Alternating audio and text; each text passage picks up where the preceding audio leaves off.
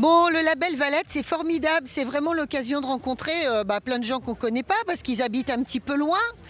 Et par exemple, parmi les producteurs, on peut vous appeler des producteurs, il y a Faronville, vodka avec passion. Alors c'est dingue, on se dit alors bonjour, nous sommes Faronville. Eh bien pas du tout. Ils habitent dans la Beauce en fait. Il y a Pierre-Henri. Paul-Henri. C'est à peu près pareil, enfin c'est le même homme. Non allez, Paul-Henri et Pauline, ça je me trompe pas. Voilà. Et ces deux-là, ils ont créé donc Faronville qui distille du gin et de la vodka et on est en Beauce. Racontez-moi cette histoire. Qui a eu cette idée farfelue ? Je vais laisser la parole au... Parce que j'ai une idée farfelue. C'est toi qui as eu l'idée farfelue ? L'idée farfelue, effectivement, c'est moi qui l'ai eue. Pourquoi ? Parce que j'ai toujours aimé les spiritueux, j'ai toujours été attiré par les spiritueux. Et quand j'ai eu l'opportunité de reprendre l'exploitation agricole familiale, je me suis dit, je vais faire des spiritueux comme mes copains qui font du calvados ou du cognac. Et c'est pas parce qu'on est en Beauce qu'on va pas le faire. Donc le déclic est venu d'un séjour en Finlande où on a bu des bonnes vodkas parce que j'avais des a priori sur les vodkas. Pour moi, c'était un alcool qui était sans goût, pas bon, qui était un support alcoolique pour faire des cocktails perfectibles. Et en fait, je suis tombé amoureux de très bonnes eaux de vie bien distillées et mon point de vue a changé. Et on s'est dit, tiens, on a une expertise dans la matière première de la pomme de terre et pourquoi pas réfléchir à créer un alcool local du champ à la bouteille. Donc, à la base, toi, tu es informaticien. Tes parents font de la pomme de terre. Tu reprends l'exploitation familiale et tu décides de faire autre chose de la pomme de terre que de la vente. Alors je faisais de l'informatique, c'était provisoire parce que en tant que fils d'agriculteur, j'ai bien senti qu'à 20 ans, la ville c'était pas trop pour moi et que les écrans ça commençait à me faire mal aux yeux.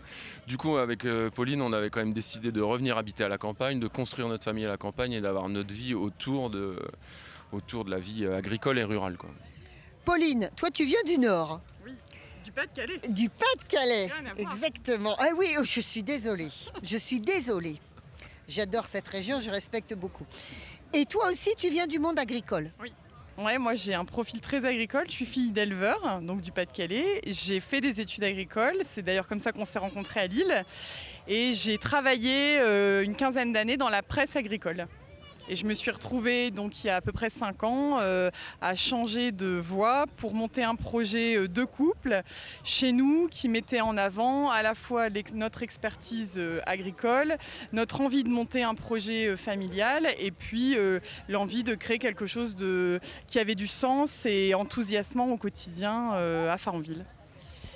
Alors, ce qu'il nous propose, c'est quelque chose de moderne, de branché. On parlait tout à l'heure du petit logo. Le lièvre, en fait, il est adorable ce petit logo parce qu'il nous disait que c'était un alambic et c'est eux-mêmes qui l'ont conçu, le petit logo. Oui, tout à fait. Alors on a fusionné un lièvre qui est l'animal emblématique de la ferme, c'est-à-dire qu'à partir du moment où vous arrivez aux alentours de Faronville, vous verrez des petits lapins dans la plaine, mais en fait ce ne sont pas des lapins, ce sont des lièvres. Donc c'est comme un lapin mais un peu plus gros. Et puis ça vit dans la paille et ça vit pas dans la terre. Et on l'a fusionné avec un alambic. Et on l'a stylisé, on a transformé le corps du lièvre avec la curcubite, c'est-à-dire la chaudière de l'alambic. On a essayé de dessiner les pattes et les oreilles comme des tuyaux. Et ça a donné le logo, effectivement, de Faronville. Et le lièvre qu'on retrouve beaucoup plus dessiné sur la bouteille de gin. Qui est très belle. Qui est là-bas, monsieur Weber. Vous nous ferez un gros plan, là, c'est magnifique. Et alors, en attendant, au-delà évidemment de la forme, c'est devenu quoi l'entreprise ? L'entreprise, elle est née en 2017, c'est ça ? Ouais, c'est Pauline le chiffre. Alors, oui, la reprise de l'exploitation agricole du grand-père de Paul-Henri date de 2007. L'idée d'origine, alors elle est bien antérieure à cette date-là, puisque tu m'as toujours parlé de créer quelque chose, en l'occurrence quelque chose qui tournait au niveau autour des spiritueux. Et la première bouteille de vodka Faronville a été vendue au Salon de l'Agriculture en début 2018. Et maintenant, il y a combien de personnes qui travaillent sur ces deux produits ? Et quel est le produit phare ? Aujourd'hui, on est officiellement 2 personnes. Donc, il y a Pauline et moi. Pauline et moi, on fait tout. Après, sur la ferme, il y a 2 salariés donc, qui nous aident ponctuellement au moment des coups de bourre, comme l'embouteillage ou la récolte des pommes de terre, évidemment. Mais sur la partie distillation, commerce, embouteillage et autres, on est que tous les 2. Ouais. Événementiel, facturation, tout. Présence sur les festivals, on fait tout. Alors oui, très important. Merci Pauline. Donc tout à l'heure, tu me racontais Paul-Henri. Comment tu avais rencontré les gens du label Valette ? Alors Seb et Mathieu, effectivement, on les a rencontrés il y a 4 ans. Ils nous ont contactés parce qu'ils cherchaient à travailler avec des acteurs locaux. Donc évidemment, dans un festival, il doit y avoir de l'alcool, c'est obligatoire, parce qu'on n'a jamais vu un festival qu'avec de l'eau. Et ils voulaient un brasseur et puis un alcool spiritueux qui soit local. Et ils sont tombés sur nous par hasard, et donc ils ont trouvé ça génial. Et nous, ce qu'ils faisaient, on a trouvé aussi ça génial, parce que c'est vrai que quand on est revenu à la campagne, on trouvait qu'il y avait un peu un choc des cultures entre le milieu urbain et la ruralité. Alors effectivement, eux, leur état d'esprit, c'est l'extrême urbain, nous on est l'extrême rural, mais finalement les deux réunis fait que ça matche bien et il y a une symbiose, une culture qui se mixe et qui se retrouve. Et en fait, je pense que le point commun, c'est les initiatives un peu disruptives. On est vraiment ici dans un festival assez atypique, dans un endroit, on ne s'attend pas du tout à ce type de festival ici. Et ce qu'on fait aussi, on se rend bien compte que c'est aussi assez atypique. Des agriculteurs qui travaillent en couple, qui ont 4 enfants, parce que je le passe au passage parce que ouais, mais bon, ça travaille. Et qui se mettent à faire à monter une ferme distillerie en faisant tout de A à Z, c'est assez atypique et je pense que c'est ça aussi qui a fait que ça a très rapidement matché. Ouais, on est un peu fous tous les deux, que ce soit Pauline et moi, Seb et Matt, et on a eu la chance aussi de naître et d'éclore à un moment aussi où le département avait envie qu'il y ait du renouveau, qu'on sorte uniquement des châteaux de la Loire, et donc c'est vrai que le Loiret est en train de se redynamiser autour de Pithiviers et de Montargis. Il y a des acteurs qui se bougent et ça fait que on est là où on en est, quoi. Alors, gin ou vodka, c'est quoi qui remporte le match ? Le gin est très très récent. Le gin a été lancé là en juillet, donc c'est encore trop tôt pour le dire. En fait, il y a vraiment, il y a une réelle demande sur le gin. Voilà, c'est ça, ça revient, c'est très à la mode, donc il y a une réelle demande. La vodka, le créneau est plus difficile pour s'installer, mais nous, on a vraiment une corde à notre arc qui est celle du chant à la bouteille. Et donc, c'est beaucoup de boulot à expliquer parce qu'on est revendu aujourd'hui chez les cavistes et les épiceries fines. Voilà. Où êtes-vous revendu ? Voilà.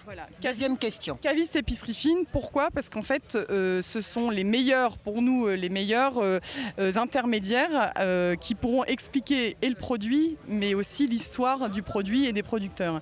Donc c'est pour ça aussi qu'on cherchait à être présent en priorité dans ce type d'établissement. Donc aujourd'hui, la voie est tracée avec beaucoup de boulot derrière, il ne faut pas se le cacher, pour la vodka.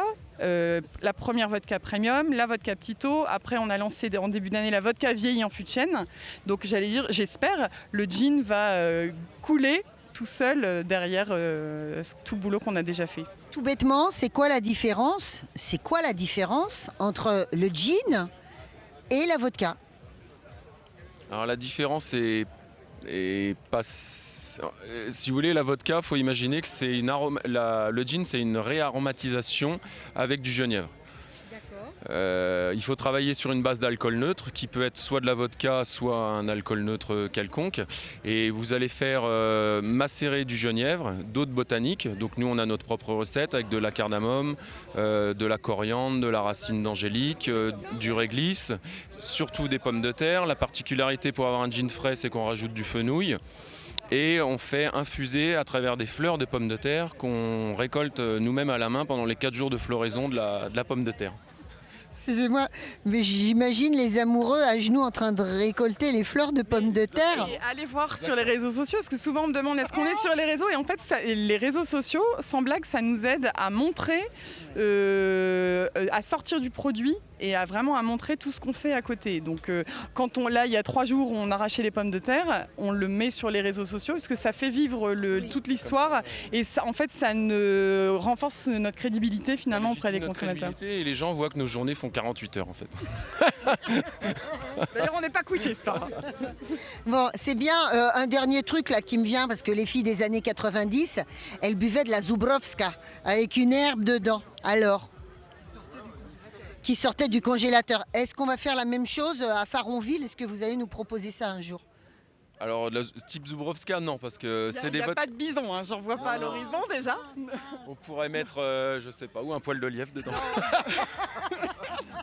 C'est pas bête. Du safran. C'est Non, mais pas en fait, bête. il y a plein de choses. Aujourd'hui, on ne s'est pas mis encore sur les vodkas aromatisés. On est vraiment sur les vodkas originels, sur des produits distillés, donc qui sont purs, qui sortis alambic sont juste réduits à un degré d'alcool consommable entre 40 et 45 degrés, mais il n'y a aucun ajout post-distillation. Donc il n'y a aucun arôme ajouté ni aucun colorant. Et là, type Zubrowska, par contre, on est sur des vodkas qui sont réaromatisés. Et c'est des vodkas beaucoup de plus grains. sucrés. En fait, la différence entre les vodkas de grains et les vodkas de pommes de terre, c'est justement le fait que les vodkas de pommes de terre sont naturellement aromatiques. Donc beaucoup plus épaisses, beaucoup plus grasses en bouche et naturellement aromatiques. La Zubrowska, par exemple, c'est une vodka de grains qui a été aromatisée. Et finalement, les gens qui aiment la Zubrowska aiment notre vodka puisqu'ils retrouvent ce côté aromatique et finalement dans un produit qui n'a même pas eu besoin d'une aromatisation supplémentaire. Bon, on est dans le Montargois. Où est-ce qu'on va les acheter, vos vodkas ou vos gins? Alors à l'apérothèque qui est en plein centre de Montargis, la petite épicerie fine effervescence, le pressoir du Gâtinais et puis après le reste des revendeurs est indiqué sur notre site www.faronville.com. Eh ben voilà, on a tout dit, c'est pas beau ça? Regarde comme ils sont beaux. Merci beaucoup. Merci. À bientôt chez vous, hein, on viendra chez vous. Bien sûr, vous accueillerez avec sourire.